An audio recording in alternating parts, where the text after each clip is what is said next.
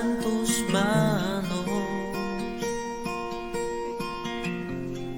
líbrame de mí, oh Señor. En el día de la angustia a ti cantaré.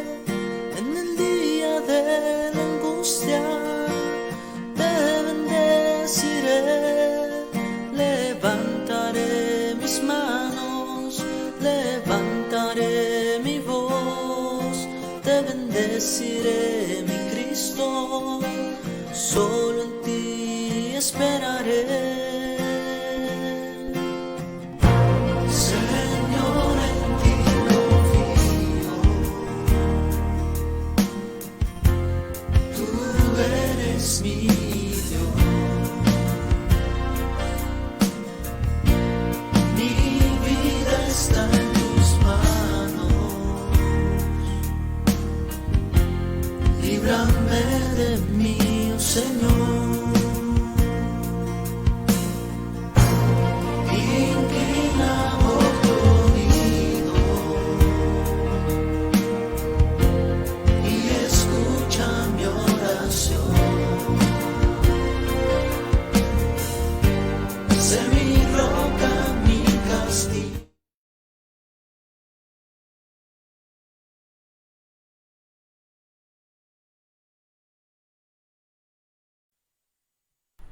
Hermanos, ¿cómo están? Dios los bendiga en este día jueves 13 de octubre. Estoy teniendo problemas con el programa que transmite diferentes plataformas, así que nada más vamos a transmitir hoy en Facebook y posteriormente vamos a estar subiendo a las demás plataformas nuestra enseñanza del día de hoy. Bien, hermanos, vamos a comenzar este tiempo. Este tema número 18 de la serie Como viendo al invisible. Es el tema número 18 de esta serie. ¿Ok? Bien, hermanos, vamos a comenzar. Vamos a orar. Padre, te damos gracias en esta hora. Gracias, Señor, por darnos el tiempo y darnos la fuerza para poder tomar de tu palabra en este día. Rogamos de tu bendición, rogamos que tú nos sigas dando entendimiento y sabiduría en este día. Te lo rogamos en nombre de Jesús. Amén. Bien, hermanos, vamos a comenzar. Voy a comenzar con nuestro versículo base de esta tarde, que es Éxodo capítulo 19, versículo número 14. ¿Okay? Éxodo capítulo 19, versículo número 14. Ese es el verso que vamos a estar tomando el día de hoy para estar estudiando este tema que se titula Salir a recibir. Salir a recibir. ¿Ok? Bien, dice la palabra de Dios, Éxodo 19, 14. Y descendió Moisés del monte al pueblo, y santificó al pueblo, y lavaron sus vestidos. Y dijo al pueblo: Estad preparados para el tercer día. No toquéis mujer. Aconteció que al tercer día, cuando vino la mañana, vinieron truenos y relámpagos y espesa nube sobre el monte, y sonido de bocina muy fuerte, y se estremeció todo el pueblo que estaba en el campamento. Y Moisés sacó del campamento al pueblo para recibir a Dios, y se detuvieron al pie del monte. Bien, hermanos, al pensar en este suceso, nos ponemos a pensar en cómo Dios manifestó su gloria a todo el pueblo, y nos hace recordar un verso, hermanos, que nos puede servir de guía en la comprensión de este pasaje. Voy a citarlo, 2 Corintios capítulo 3, verso número 7. Ese es el pasaje que nos puede dar más luz respecto a este pasaje que estamos leyendo. Dice allí: y si el ministerio de muerte grabado con letras en piedra fue con gloria, tanto que los hijos de Israel no pudieron fijar la vista en el rostro de Moisés a causa de la gloria de su rostro, la cual había de perecer, ¿cómo no será más bien con gloria el ministerio del Espíritu? Porque si el ministerio de condenación fue con gloria, mucho más abundará en gloria el ministerio de justificación. Porque aún lo que fue glorioso no es glorioso en este respecto, en comparación con la gloria más eminente. Porque si lo que perece tuvo gloria, mucho más glorioso será lo que permanece.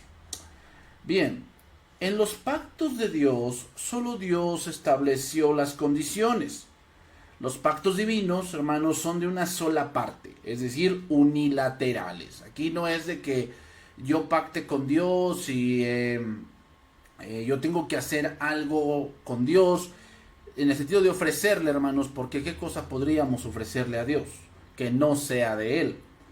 Los términos son establecidos exclusivamente y totalmente por Dios. Pablo, en este pasaje de 2 Corintios capítulo 3, continúa para definir y mostrar las diferencias que existen entre el antiguo y el nuevo pacto. El antiguo pacto dice que fue de la letra, mientras que el nuevo pacto es del espíritu. En los versículos que seguimos estudiando y leyendo, el apóstol aclara que no está hablando de lo que hoy conocemos como el Antiguo o el Nuevo Testamento. Más bien se está refiriendo al pacto de la letra, que quiere decir la ley de Dios, y pacto del Espíritu, que quiere decir el Evangelio. Entonces, ¿cuál es la diferencia que existe entre los dos? Bueno, la letra, la ley, mata, mientras que el Espíritu, el Evangelio, vivifica. Son opuestos uno del otro, uno destruye, el otro crea. Entonces, hermanos, podemos decir que lo que vamos a estudiar nos muestra el carácter de la ley, lo cual muchos hoy no entienden, que la letra mata.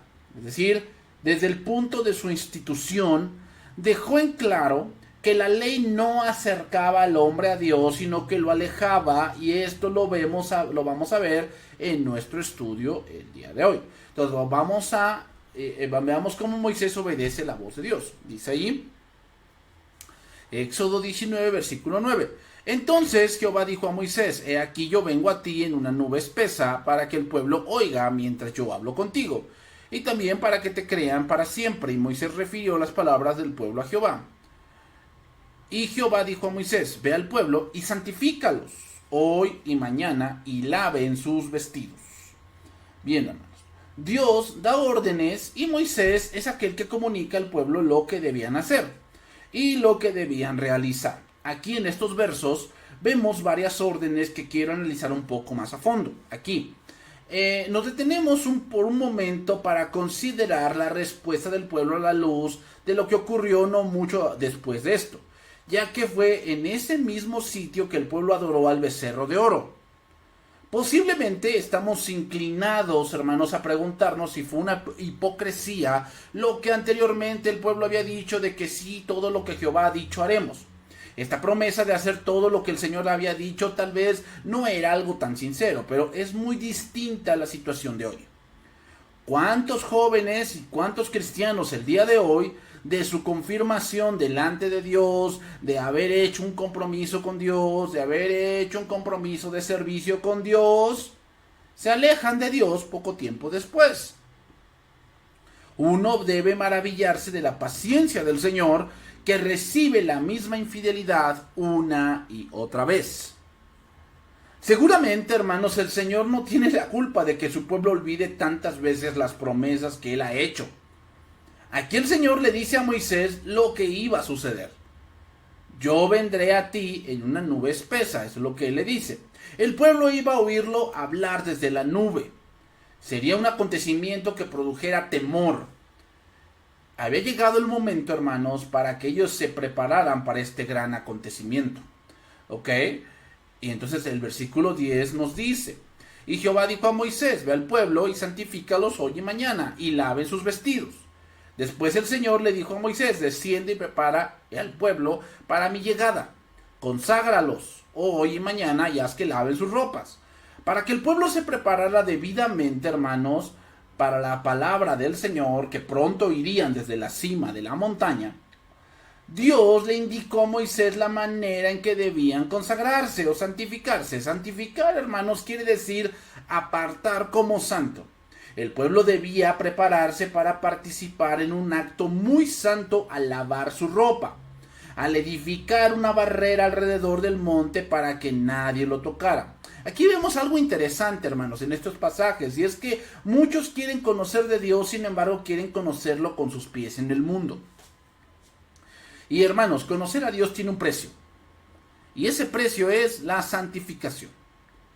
Tú te puedes creer muy inteligente porque crees que conoces algo de Dios en el mundo, pero lo que tú conoces está transgiversado, porque eso es según tu opinión. El pueblo es que si se iba a comprometer con Dios, no puede ser que siga con un compromiso con Faraón. Eso es santificación, hermanos. Tú quieres conocer a Dios, una de las cosas primeramente que debes dejar para que tú conozcas a Dios es dejar tus ídolos. Debes dejar ya tus ídolos. Es decir, en lo que confías, en lo que tú piensas que es lo que siempre te ha sacado adelante. Debes dejar todo eso. Es como decir que alguien que ya está casado quiere contraer nuevamente matrimonio, sin haber concluido el anterior. De hecho, hermanos, Pablo mismo toma esta analogía que les estoy mencionando en la epístola a los Romanos. Romanos capítulo 7, versículo 1. ¿Acaso ignoráis, hermanos, pues hablo con los que conocen la ley, que la ley se enseñorea del hombre entre tanto que éste vive? Porque la mujer casada está sujeta por la ley al marido mientras éste vive. Pero si el marido muere, ella queda libre de la ley del marido.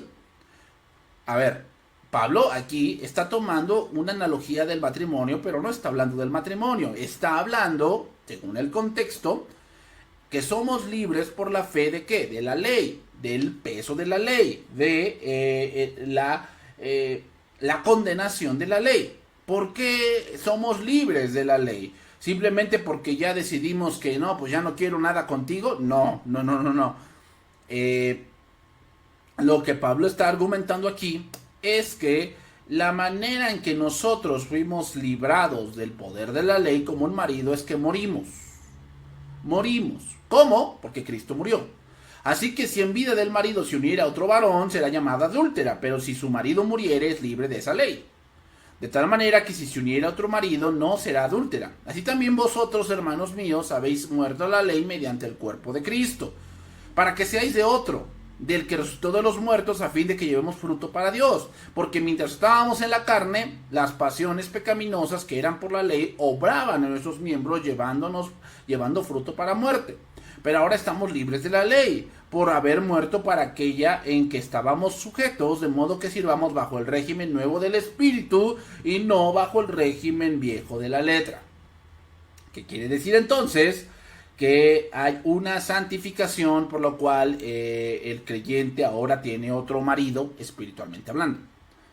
Espiritualmente hablando, ahora el cristiano tiene un nuevo marido que es Jesucristo, que es el Evangelio. Antes estaba casado con la ley, con la carne, que dice allí, las pasiones pecaminosas que eran por la ley y obraban en nuestros miembros llevando fruto para muerte. Pablo toma aquí esta misma analogía que acabo de mencionar, y que es nosotros estábamos casados con la ley, es decir, con la muerte, y ahora al morir con Cristo recibimos resucitados, ahora podemos casarnos con Cristo, es decir, nos santifica, nos aparta para Él. Por eso cuando un creyente quiere coquetear con los ídolos y quiere hacer compromisos con el mundo, dejando su compromiso con Dios, se le llama adulterio espiritual. ¿Por qué? Porque está siendo infiel al compromiso que él adquirió con Dios. Él adquirió un compromiso con Dios.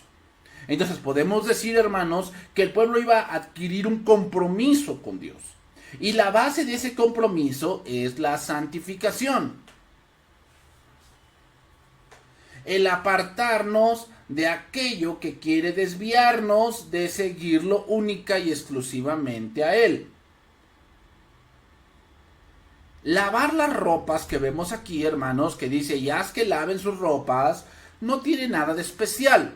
No quiere decir por eso que para servir a Dios tenemos que lavarnos las ropas. No quiere decir eso. Sin embargo, les voy a decir a qué sí se refiere. Y se refiere a que si vamos, o sea, ¿cómo te vestirías tú? ¿Cómo te vestirías tú si fueras a recibir a alguien muy importante? Pues creo que con tus mejores galas. Lo mismo debemos entender que cuando vamos al encuentro de Dios, debemos ir con lo mejor. ¿Por qué? Porque vamos a recibir o vamos a estar adorando a aquel que es el dueño de todas las cosas. Y eso es algo que a veces no entendemos. La orden de lavar las ropas y llevar ropas limpias y dignas en el ejercicio de lo sagrado no era algo pues muy que digamos que si no lavaban la ropa pues no se iban a convertir. En el desierto, hermanos, con la escasez de agua, no era fácil mantener los vestidos limpios. Nuevamente lo repito, en el desierto, con la escasez de agua, no era fácil mantener los vestidos limpios. Sin embargo, para presentarse ante el Señor, aún con sacrificio, se debía hacer de la mejor manera posible. Hermanos, ¿qué quiere decir esto? Que Dios espera que nosotros le busquemos de todo corazón. Le busquemos de todo corazón. Éxodo capítulo 19, versículo 11. Y estén preparados para el día tercero, porque el tercer día Jehová descenderá a ojos de todo el pueblo sobre el monte de Sinaí. Este verso nos dice algo interesante, hermanos, que Jesús también refirió y habló en Juan capítulo 14, verso 20. En aquel día vosotros conoceréis que yo estoy en mi Padre y vosotros en mí, y yo en vosotros. El que tiene mis mandamientos y los guarda, ese es el que me ama. Y el que me ama será amado por mi Padre. Y yo le amaré y me manifestaré a él. Le dijo Judas, no el Iscariote: Señor, ¿cómo es que te manifestarás a nosotros y no al mundo? Respondió Jesús y le dijo: el que me ama, mi palabra guardará, y mi Padre le amará, y vendremos a él y haremos morada con él. Tenemos un paralelo que debemos remarcar en ambos pasajes, y es que la santificación, y que también tiene que ver con guardar la palabra de Dios. La santificación, hermanos, y lo que tiene que ver con conocer a Dios, tiene que ver con guardar la palabra de Dios. En ese momento, en el monte, hermanos, iban a recibir instrucciones, porque el siguiente capítulo, Éxodo capítulo 20, es donde están los 10 mandamientos.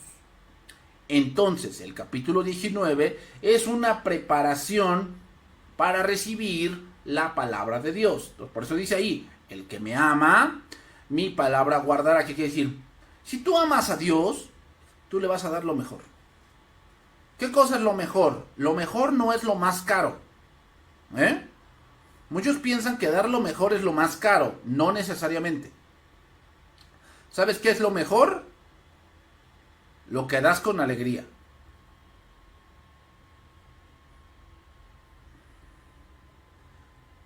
Y eso es por eso Dios dice que Dios no quiere sacrificios. ¿A qué se refiere que no quiere sacrificios? A que no quiere cosas obligadas.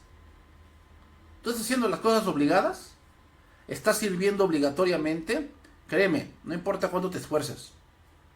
Dios no ve con buenos ojos tu servicio. Dios no lo ve con buenos ojos. Porque Él no quiere sacrificios.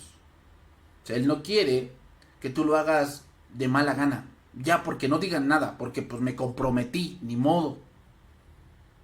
Lo que Dios quiere es tu obediencia. ¿Y qué quiere decir? Que cuando hagas tu servicio, lo hagas de corazón. Muchos quieren que Dios se acerque a ellos, pero porque tienen buenas intenciones. Pero eso es según su opinión.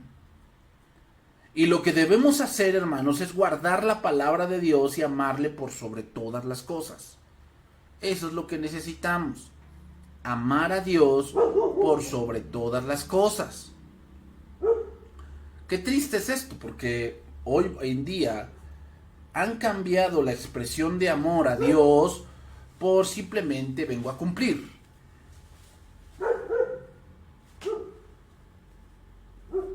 Y piensan que porque como no hay dinero involucrado, pues yo no estoy obligado a nada. Y sí, tienes razón en un punto. No hay dinero involucrado. Pero ¿qué sabes que sí está involucrada? Tu salvación. Y creo que eso no se puede pagar con dinero. El que tiene esa cosmovisión de pensar que todo tiene que ver con dinero es porque sigue viviendo en este siglo y no espera el siglo venidero. Si nosotros amamos a Dios, guardamos su palabra y Dios se manifiesta. Dios se va a manifestar a tu vida. Tú vas a empezar a entender muchas cosas. Pero esa es una de las razones por las cuales mucha gente o muchos creyentes no están entendiendo la palabra de Dios. La respuesta es porque no aman de verdad a Dios. No lo aman. ¿Por qué? Porque estás haciendo las cosas de una manera obligada y no de una manera feliz. Continuamos con nuestro pasaje. Éxodo 19, versículo 12. Y señalarás término alrededor del pueblo de alrededor, diciendo: guardaos, no subáis al monte, ni toquéis sus límites. Cualquiera que tocar el monte de seguro morirá. En el día del encuentro del pueblo con Dios, el monte Sinaí se convertiría en un recinto sagrado, reservado únicamente para Dios. Dios es santo. No debían ser demasiado familiares con Dios, tratando de llegar demasiado cerca de su presencia, y no debían ser demasiado curiosos tratando de verlo de cerca, ni debían buscar reliquias religiosas del lugar santo.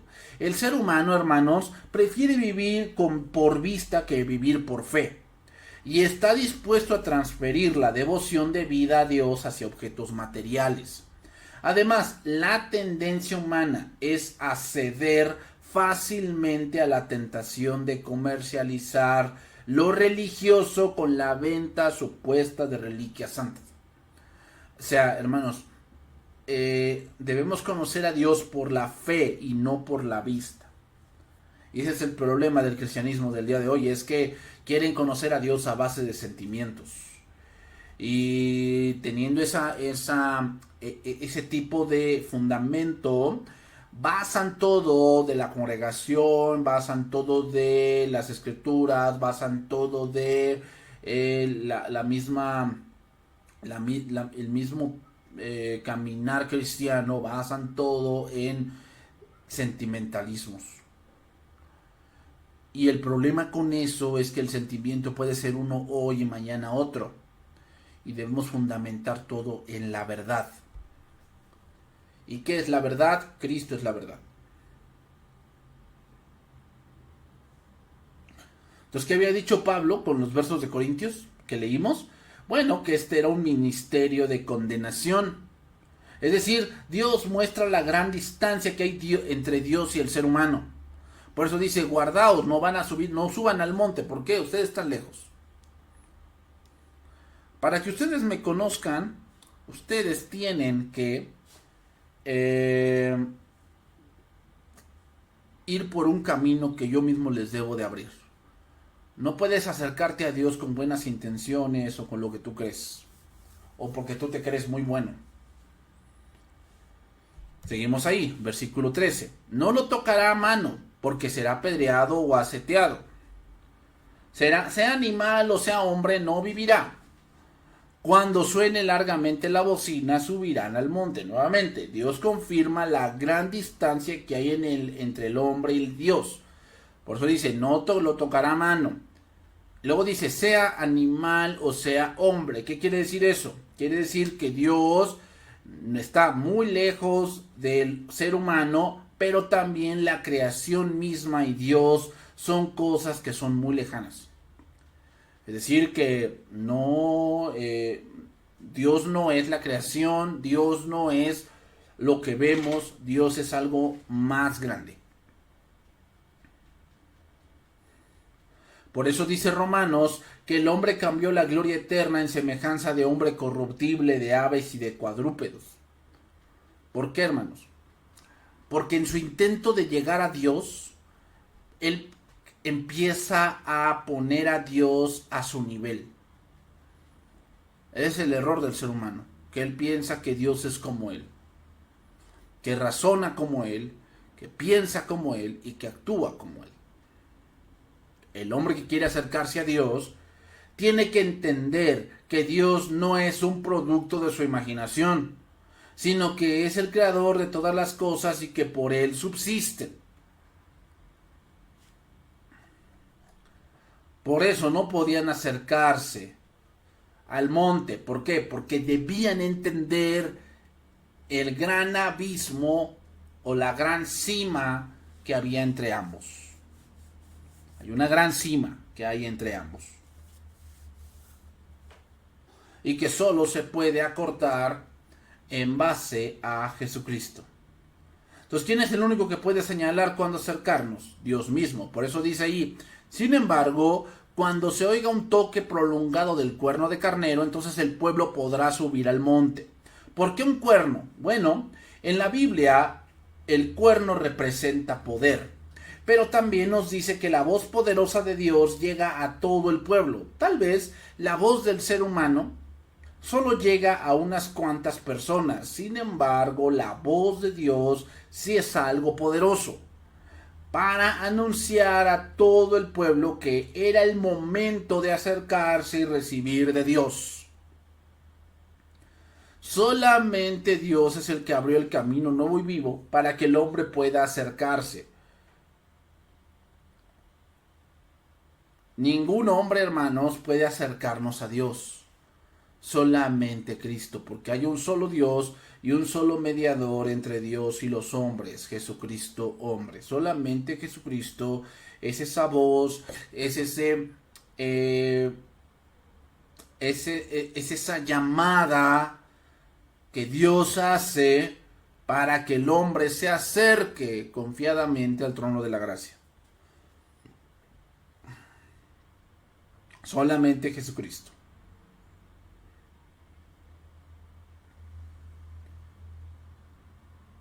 Seguimos allí, Éxodo 19:14. Y descendió Moisés del monte al pueblo y santificó al pueblo y lavaron sus vestidos. Y dijo al pueblo: estad preparados para el tercer día. No toquéis mujer. Aquí aparece otra orden más y es no tocar mujer o abstenerse de relaciones sexuales. ¿Por qué? ¿Será acaso que esto contamina? Es obvio que cuando se hace en el matrimonio, Dios lo santifica y Dios lo bendice. Esto no es así, sino más bien nos está diciendo, les voy a decir lo que se refiere. El pecado del sexo no era su uso debido, sino su abuso. El pueblo debía tener un propósito singular en prepararse para el encuentro con Dios. Consecuentemente, debía hacer a un lado cualquier distracción que lo impidiera. Hermanos, Dios es santo. El acercarse a Él es asunto serio y debía cumplirse con reverencia. Hermanos, cuando se trata de acercarse a Dios, nada es más importante.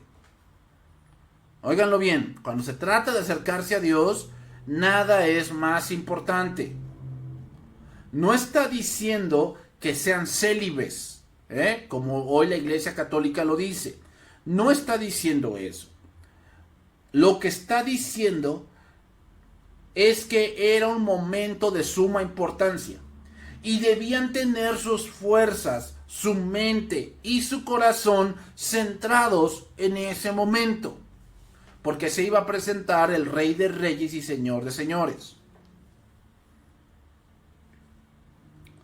Entonces, el no tocar mujer no quiere decir que entonces alguien que tiene intimidad con su pareja, entonces se ha contaminado y no puede ir a la iglesia. No está diciendo eso. Lo que está diciendo, hermanos, es que cuando nosotros queremos conocer a Dios, debemos ir con nuestras fuerzas, con nuestra mente, con nuestro corazón dispuesto. Hermanos, muchas veces queremos estudiar las Escrituras y las queremos estudiar cansados. Las queremos estudiar con el tiempo encima. Eso no es lo que Dios quiere. Dios quiere que le demos un tiempo de valor. ¿Cómo es un tiempo de valor? Un tiempo de valor es que tú te sientes y medites en la palabra de Dios. Ese es un tiempo de valor. No es que yo ande haciendo otras cosas y por ahí a lo lejos escucho la Biblia. No. Sino que yo le tengo que dar un tiempo de valor a Dios. En nuestra vida cristiana debe haber tiempos de valor para Dios. ¿Cuál es ese tiempo de valor en que yo mis 5 sentidos los tengo puestos en la palabra, en las escrituras? Mis 5 sentidos. Debe haber ese tiempo. Alguien que tocaba mujer y que llegaba, imaginémonos, llegaba ese tercer día, pues llegaba a ese día tal vez cansado, tal vez agotado, tal vez con su mente puesta en otros asuntos menos en el asunto más importante. ¿Cuál es el asunto más importante? Salir a recibir a Dios. Salir a recibir a Dios. Hermanos, las cosas de Dios también deben de tener la misma importancia que tiene tu trabajo. Así como le das tiempo a tu trabajo, te das tiempo tal vez a ti mismo, le das tiempo a tus diversiones, así debes darle tiempo a Dios.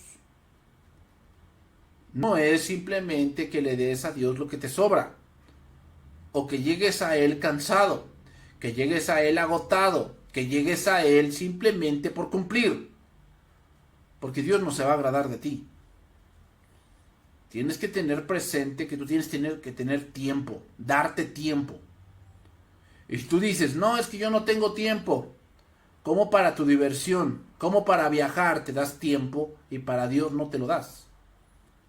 Es algo contradictorio. Entonces culminamos con esto. Y es que el líder, para eso, hermanos, y esa fue la vida de Moisés, y es que el líder debe llevar al pueblo a recibir a Dios.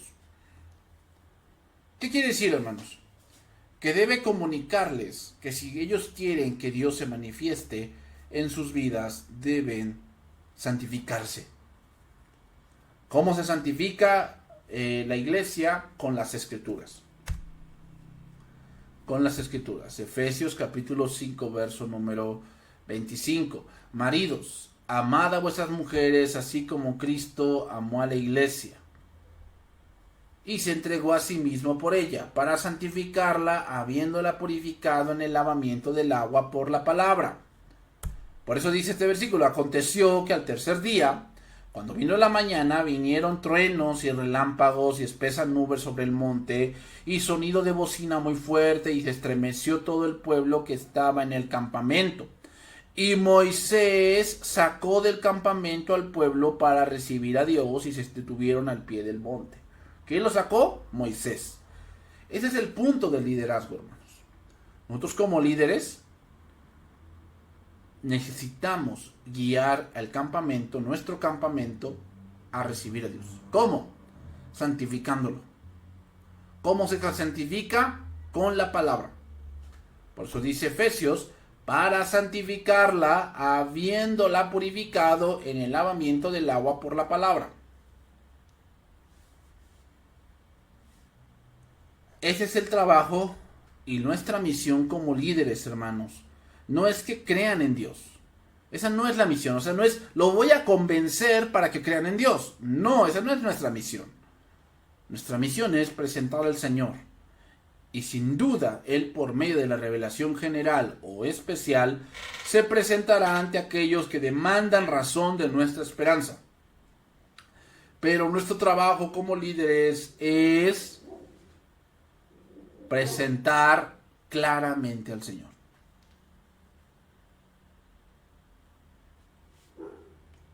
Presentar claramente al Señor. Entonces, ¿qué podemos concluir? Bueno, concluimos entonces, hermanos, que salir a recibir al Señor y querer conocer de Dios requiere nuestros 5 sentidos. Requiere nuestros 5 sentidos. Requiere santificarnos. Requiere guardar su palabra. Requiere que le amemos con todo el corazón. Tú quieres conocer a Dios, empieza por ese punto. Empieza porque en tu vida tú ames de verdad a Dios. No es que le eches ganas. Le echas ganas para un juego. Pero para las cosas espirituales requieres mucho más. ¿Sabes qué requieres? Amar a Dios. Quitar aquello que te estorba. Quitarte esos compromisos que te están quitando el tiempo de Dios para dedicarle ese tiempo a Dios. No puede ser, hermanos, no puede ser que nosotros nos digamos que Él es todo para nosotros, pero le mido el tiempo a Dios. Eso no puede ser. No puede ser. Si Él es todo para ti, creo yo que Él se merece todo de nosotros. Esa es nuestra misión como líderes. Nuestra misión es presentar a Dios claramente. No es convencerlos de que crean en Dios. No.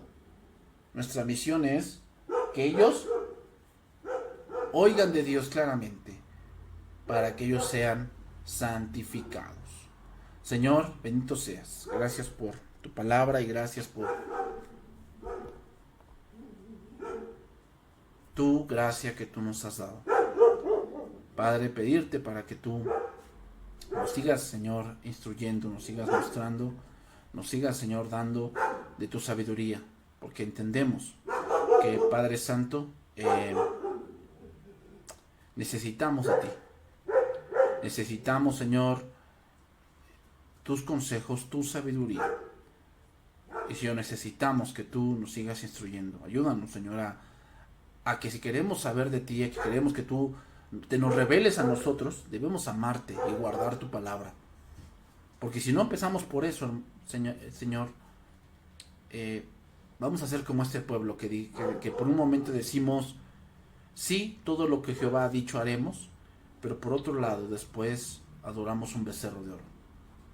Padre, ayúdanos a ser celosos de ti, de tu palabra y de todas las cosas que tú nos has otorgado por medio de Cristo Jesús. Bendito seas, oh Dios. Gracias por este tiempo y gracias por tu palabra. En nombre de Jesús. Amén. Hermanos, que Dios los bendiga. Nos vemos el día domingo, si Dios lo permite, para seguir estudiando de la palabra de Dios. Que tengan buena noche y buen fin de semana. Bendiciones, hermanos.